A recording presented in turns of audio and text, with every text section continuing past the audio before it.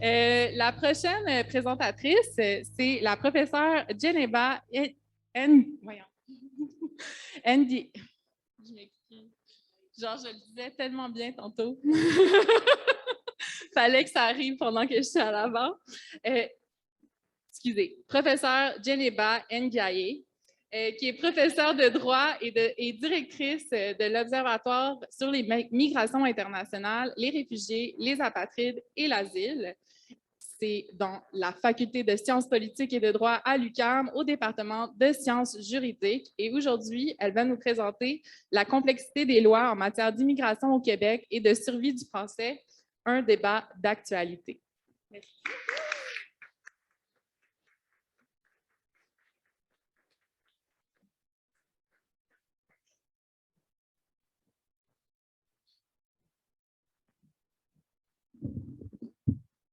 Ça s'enlève, c'est déjà compliqué. Bon. Bonsoir tout le monde, merci beaucoup de l'invitation. Hein. Je suis très heureuse d'être là avec les collègues, mais surtout partager un peu cette idée très importante de vulgariser un peu ce que nous faisons. Alors, j'ai cette lourde tâche de vous parler de droit. Un jeudi soir, il pleut dehors. Donc, si vous en avez marre, vous pouvez manger, quitter la salle, revenir à la fin de ma présentation. C'est très compliqué, mais là, en fait, l'idée, c'est vraiment, je pense que vous l'avez tous entendu, M. François Legault nous parlait un peu de la survie du français au Québec, qui comparait un peu le Québec à la Louisiane et qui demande, oh, on va voir si ça marche.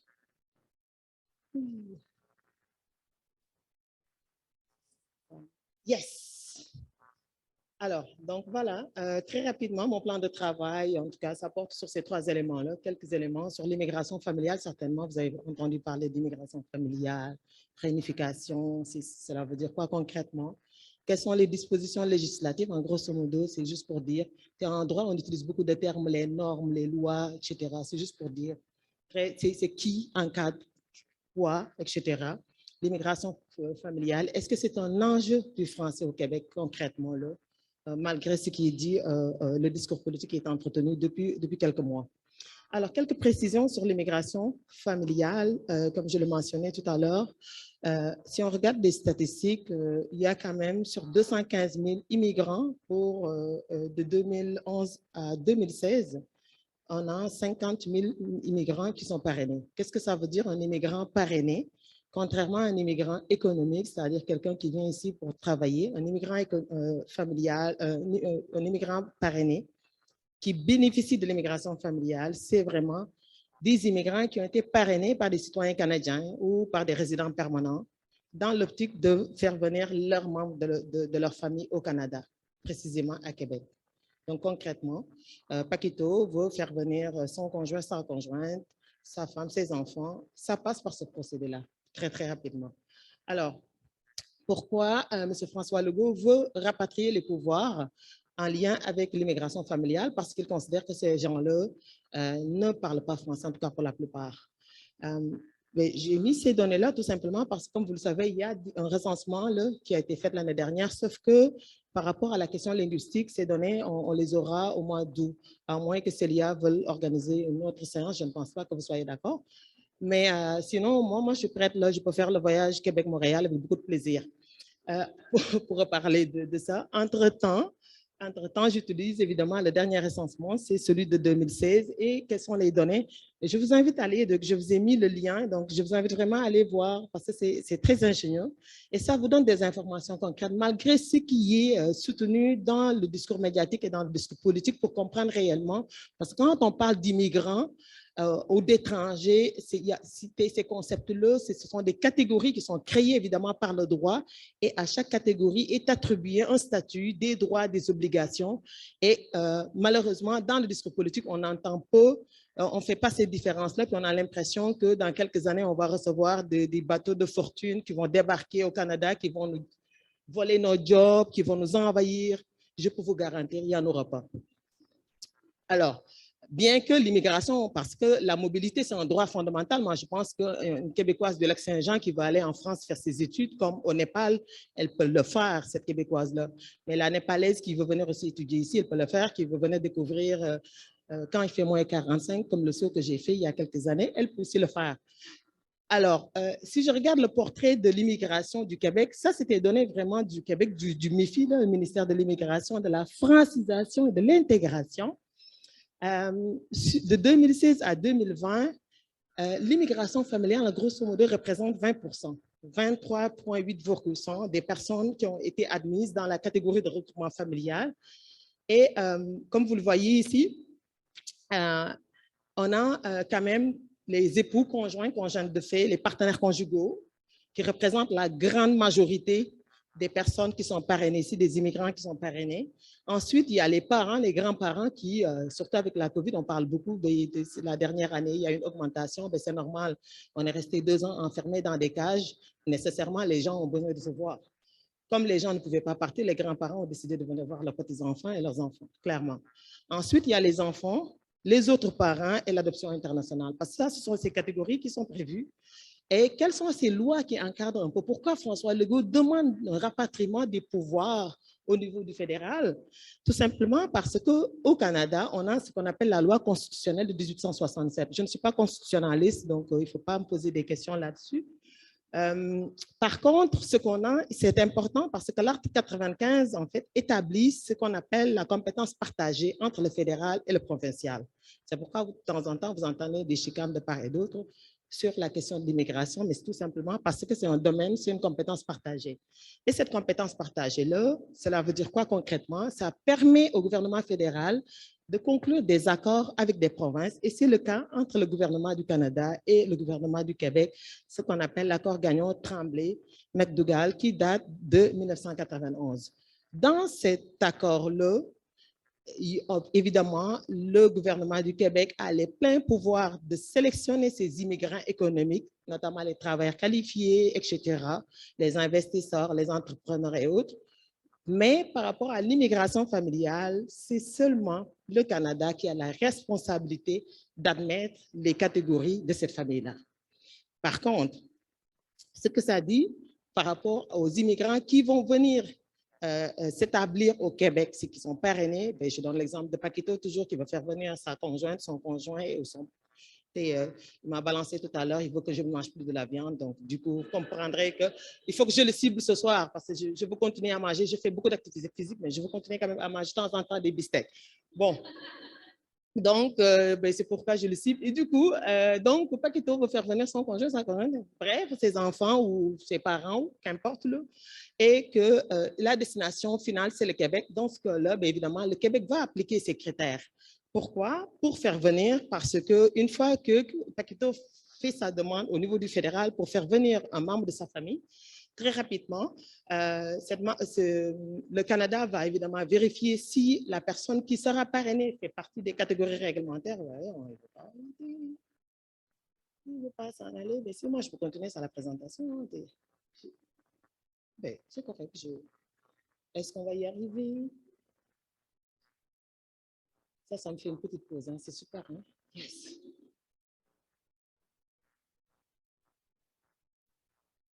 C'est bon? Quand on parle de François Legault, les diapositives ne veulent pas. J'ai rien dit, hein? Moi je veux rester au Canada, je ne veux pas être rapatrié.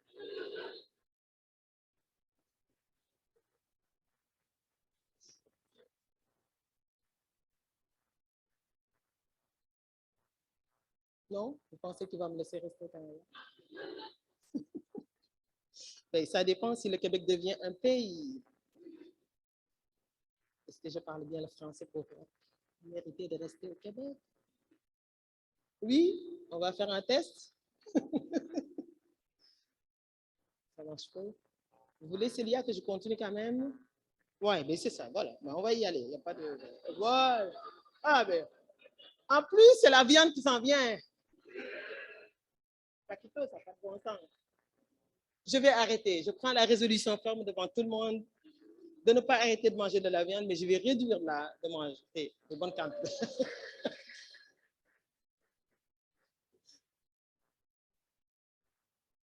Ça va venir, ça va venir.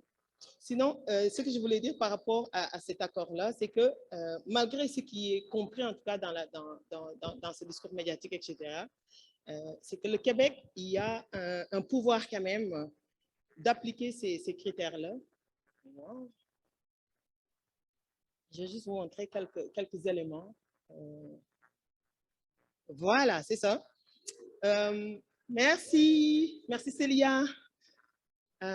Donc, je disais tout à l'heure pourquoi le Québec peut intervenir. C'est en dernier lieu, c'est-à-dire le Canada sélectionne parce que tout simplement, comme vous l'aurez compris, le seul critère de sélection de ces immigrants-là qui sont parrainés, c'est la relation qui existe entre le citoyen canadien ou le résident permanent et la personne qui est parrainée.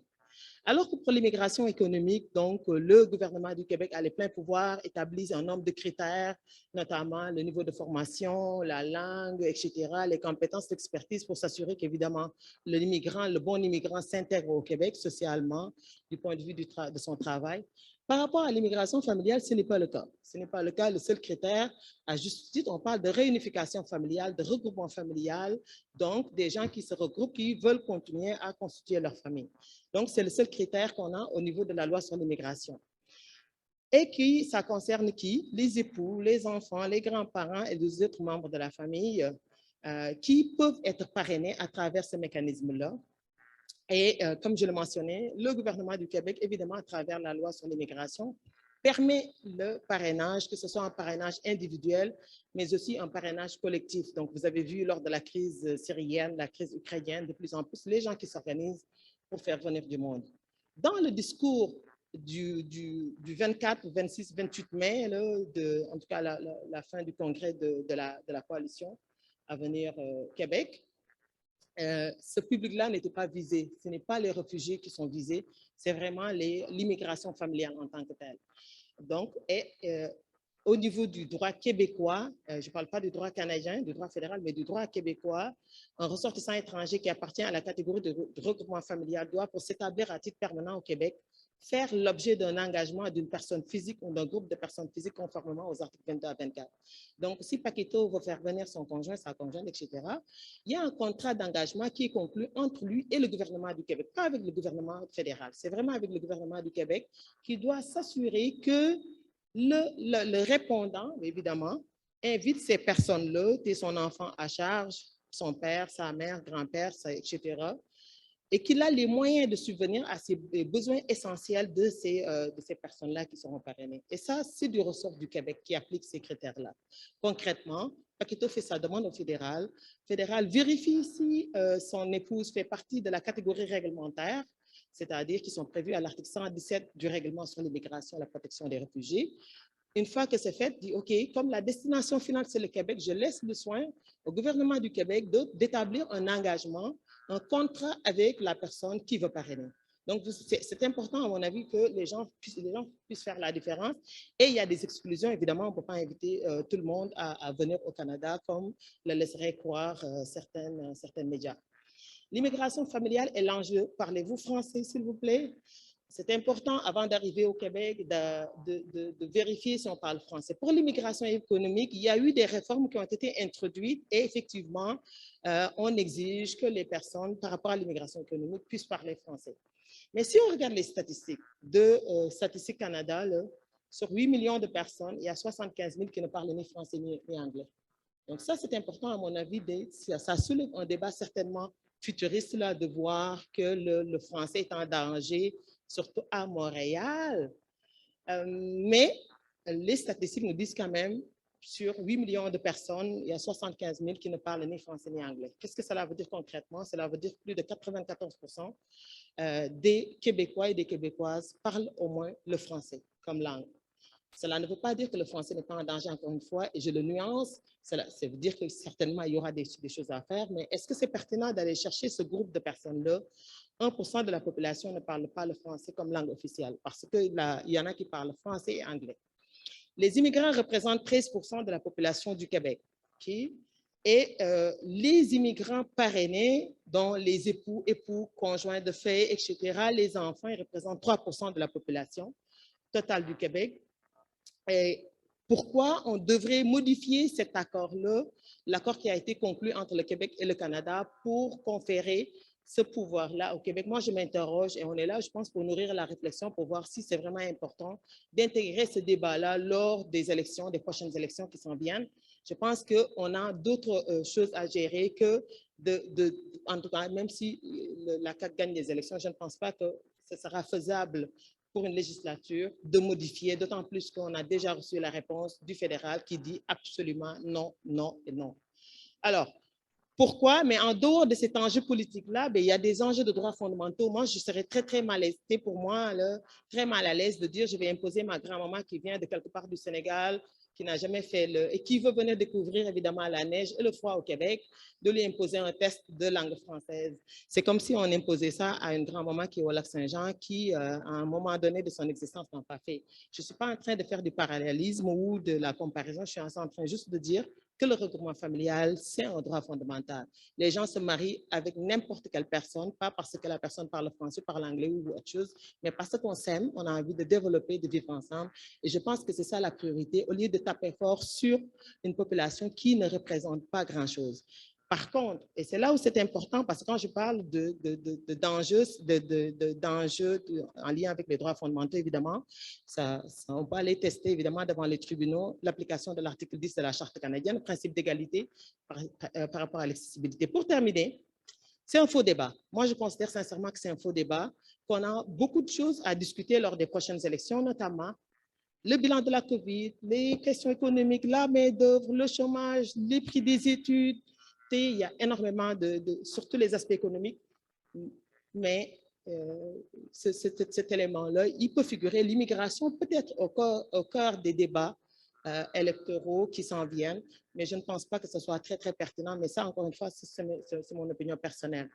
Est-ce que l'immigration est un danger pour la langue française? Peut-être oui, mais pas l'immigration familiale, à mon avis. D'autant plus que 50% de l'immigration familiale sont constitués par des époux et des épouses qui, arrivés au Canada, vont aller travailler, donc vont utiliser la langue. N'oublions pas qu'au Québec, on a la loi 101.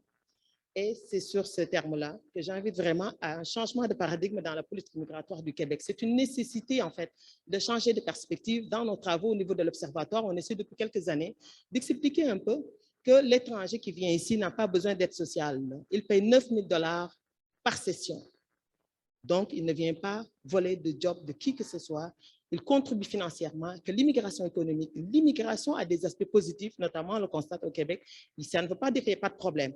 Clairement, il pourrait y avoir des problèmes comme dans toute société, mais c'est à nous, et je pense que la présentation qui s'en vient va vous parler de mieux vivre ensemble. Je pense qu'en faisant chacun des efforts de part et d'autre, et de ne pas se focuser sur ce qui ne va pas, aller peut-être trouver des alternatives, des solutions qu'on va pouvoir dire un jour, vive le Québec. Merci.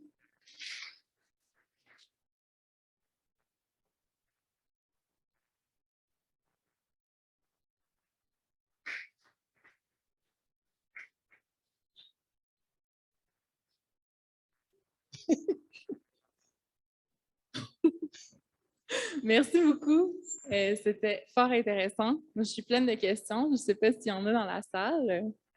Oui, j'arrive. Bonjour, Mme Ndiaye. Je serais intéressée à vous entendre sur quel changement vous souhaiteriez voir dans la politique migratoire du Québec, parce que j'entends que vous êtes préoccupé par le discours qu'on tient sur l'immigration, mais au niveau de la politique migratoire, quel type de changement vous souhaiteriez voir, qui évidemment ne vont pas dans le sens de ce que M. Legault nous propose? Oui, merci beaucoup. Merci pour votre question. Alors, la politique migratoire actuelle, ce n'est pas juste au Québec, dans le monde, est basée vraiment sur un postulat, sur un paradigme sécuritaire. On est plus focusé sur la sécurité, il faut protéger. C'est clair que c'est du ressort des gouvernements de protéger les citoyens et c'est indéniable. Par contre, est-ce qu'on ne peut pas aller dans une perspective plus équilibrée de protéger et surtout dans l'élaboration des politiques, d'aller vers une perspective humaine et d'oublier des cas? De toute façon, on traite les dossiers par des cas pour trouver des... Alors qu'on devrait comprendre que Mme Djeynaba, il y a quelques années, a fait un pacte, un choix de dire ben, je vais aller goûter de la neige, moins 45, ça me va, mais que le Québec aussi a choisi. Parce que ce qui n'est pas dit, c'est que dans l'élaboration de la politique migratoire, le Québec va aller chercher, il y a des séances qui se font un peu partout dans le monde pour aller recruter des gens qui sont à l'extérieur.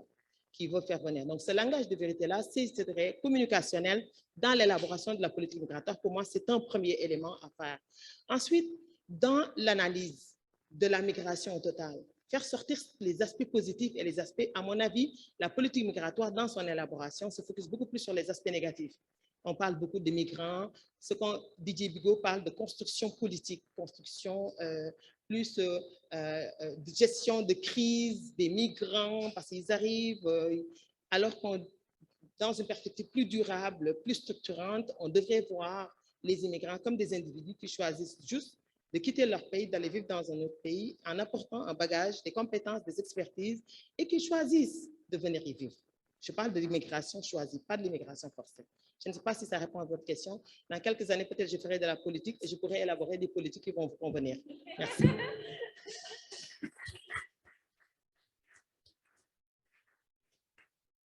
On aurait le temps pour d'autres questions. Est-ce qu'il y en a d'autres dans la salle?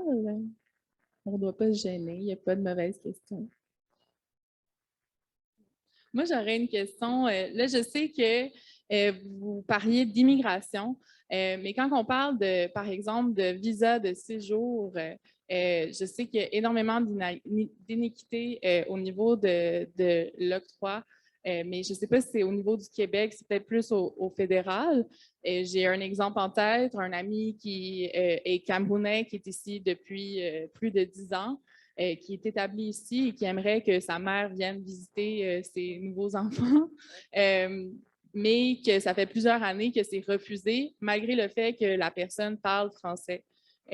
Donc, est-ce que vous savez de où ça sort ou pourquoi c'est le cas? Ouais, écoutez, merci beaucoup pour la question. C'est le fédéral. Parce qu'il n'y a pas de critères de sélection, en fait. C'est sa maman. Si c'est attesté que c'est sa maman, normalement, ça rentrerait dans la catégorie réglementaire de l'article 117 du règlement. Mais une fois que ça s'est fait, là, comme la personne est au Québec, donc normalement, sa maman devrait venir à Québec. Et au Québec, c'est le gouvernement du Québec qui prend le relais, qui vérifie si ton ami remplit les critères pour son engagement. Parce qu'il va signer un contrat d'engagement, il doit pouvoir subvenir des besoins essentiels de sa mère quand elle va être là. Donc, ce contrat d'engagement-là, c'est vraiment du ressort du Québec. Donc, je ne sais pas si c'est à ce niveau-là que ça se passe ou est-ce que la personne a obtenu le certificat de sélection pour sa maman. Parce que ce que fait le Québec, c'est qu'on émet un certificat de sélection pour la personne qui est parrainée et le dossier est renvoyé maintenant au niveau du fédéral qui doit vérifier deux critères supplémentaires, notamment la question de la santé, si la personne va constituer ce qu'on appelle un fardeau excessif pour la santé publique du Canada, ou bien la personne constitue un danger pour les Canadiens. Sinon, normalement, moi, j'ai fait une demande de parrainage pour ma mère et ça s'est très, très bien passé, aussi bien au fédéral au Québec. Donc, reste à voir dans le dossier pourquoi ça bloque. Mais en fait, c'est juste, là, je ne veux pas rentrer dans le personnel, là, mais c'était vraiment comme un visa de visite, là, de temporaire, Visa temporaire, qui est comme compliqué. refusé. Ouais, Ah, OK. là, c'est compliqué. Mais on le voit aussi avec les étudiants. Non, mais écoutez, c'est au niveau du fédéral, c'est très compliqué. C'est ça que je peux dire. Pourquoi? Mais parce que les délais sont très, très longs. Puis les agents, à mon avis aussi, on les forme dans des carrés. Et parfois, il y a moins de souplesse dans l'analyse des dossiers qui fait que quand vous préparez vos documents, on vous invite vraiment à remplir tous les formulaires. Et je peux vous dire, pour l'avoir fait, c'est énorme en termes de temps, en termes de financièrement aussi. Mais c'est ça que ça nécessite pour le faire. Moi, je suis totalement d'accord. Mais je pense sincèrement qu'il y a un problème de ce niveau-là dans la délivrance des visas, particulièrement envers les Africains et les Africains. Merci. Une dernière question. Oui. Merci pour la présentation, c'était vraiment intéressant. Je me demandais, parce qu'on entend tout plein de choses dans les médias par rapport à la nouvelle loi 101, donc je me demandais comment justement cette loi-là allait affecter les migrants. Ce que disait François Legault, c'est que si jamais il obtient un fort mandat de l'électorat du Québec, il va les négocier pour qu'il y ait les pleins pouvoirs et qu'ils choisissent les immigrants qui sont parrainés. Et à partir de ce moment-là, il peut intégrer peut-être le test du français. à ses grands-mamans qui vont venir, à ses enfants, à ses époux. Donc, je pense que c'est à ce niveau-là que la loi 101 va s'appliquer comme ça l'est actuellement au niveau de l'immigration économique, concrètement. Merci beaucoup, professeur Djeneba. Merci à vous. Merci.